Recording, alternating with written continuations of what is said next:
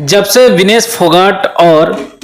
बजरंग पुनिया ने ज्वाइन किया है कांग्रेस, तब से कंट्रोवर्सी जो है थमने को नाम नहीं ले रहा है। एक तरफ बृजभूषण सिंह जो आरोप पर आरोप लगाए जा रहे हैं, क्योंकि पहले उन पर आरोप लगा था रेप केस को लेकर, लेकिन अब उन्होंने ये साफ कर दिया है और बोल दिया है कि ये पूरी की पूरी कांग्रेस की लॉबी थी। ये पूरी की पूरी बजरंग पुनिया और साक्षी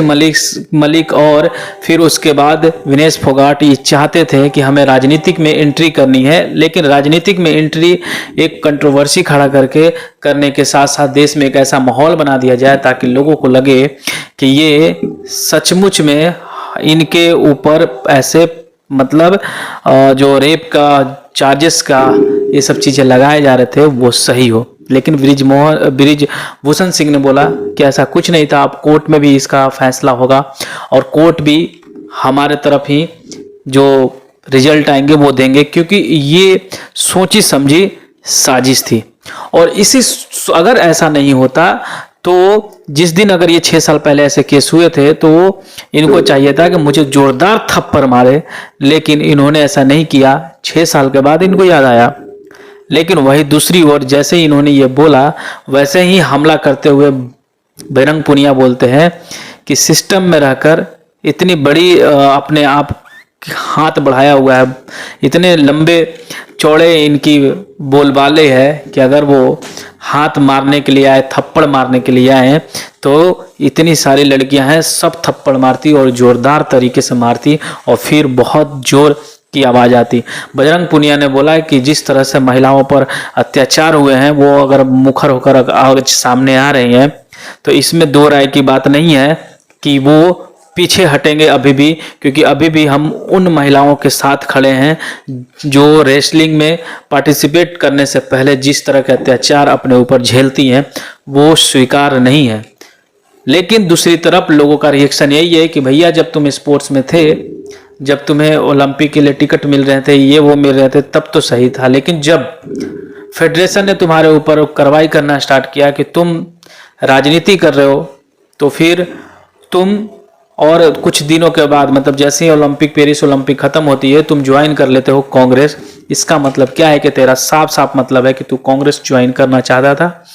ज्वाइन करना कोई बुरी बात नहीं है, बात यह है कि टाइमिंग ये है कि हरियाणा में चुनाव होने वाला है तुरंत, और हरियाणा चुनाव से पहले तुम चाहते थे कि हम पॉलिटिक्स में आ जाऊं और फिर पॉलिटिक्स में अपनी गर्मागही दिखा पाऊं। तो अब ये जनता बताएंगे उनको वोट देके कि कौन सही है कौन गलत है। वैसे कॉन्स्टिट्यूशन में राइट सबका है, सब चुनाव लड़ सकते हैं, टाइमिंग पर सवाल है। और आप फिर इस टाइमिंग के बारे में आप कमेंट सेक्शन में बताइए कि ये जो चल रहे हैं कितना सही है। कहीं ना कहीं राजनीतिक पार्टियां अपना रोटी सेकने के लिए बड़े बड़े मोहरों को आगे ला के रखते हैं, तो ऐसा ना हो कि आने वाले समय में सिर्फ ये बड़े बड़े जो अपने आप को खिलाड़ी मानते हैं सिर्फ और सिर्फ उन प्यादे बन के रह जाए चेस के, जो सिर्फ मोहरों आगे का काम करते हो और आपके कंधे के ऊपर।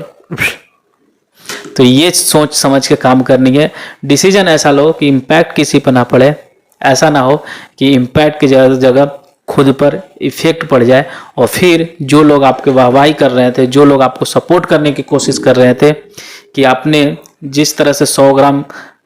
मतलब वेट बढ़ जाने के कारण आप ओलंपिक के फाइनल में नहीं गए, कितनी सहानुभूति पूरे देश के साथ थी आपके साथ, वो बरकरार रखते हो या फिर खो देते हो, ये आप पर डिपेंड करता है। क्योंकि आपने कांग्रेस ज्वाइन किया तो ये तो आपने दर्शा दिया कि आपका मकसद स्पोर्ट्स को बढ़ावा नहीं देना था, जितना दिन था उतना दिन था, बट कहीं ना कहीं आप पॉलिटिक्स में जाना चाह रहे थे। तो दोस्तों आप देख रहे थे द संतोष वॉइस, तो आज आप इस वीडियो को कैसा लगा आप रिव्यू दीजिए, कमेंट सेक्शन में आप कमेंट करके बताइए कि आपको ये वीडियो कैसा लगा। तब तक के लिए धन्यवाद, मिलते हैं फिर नए वीडियो में नए अपडेट के साथ। धन्यवाद, जय हिंद।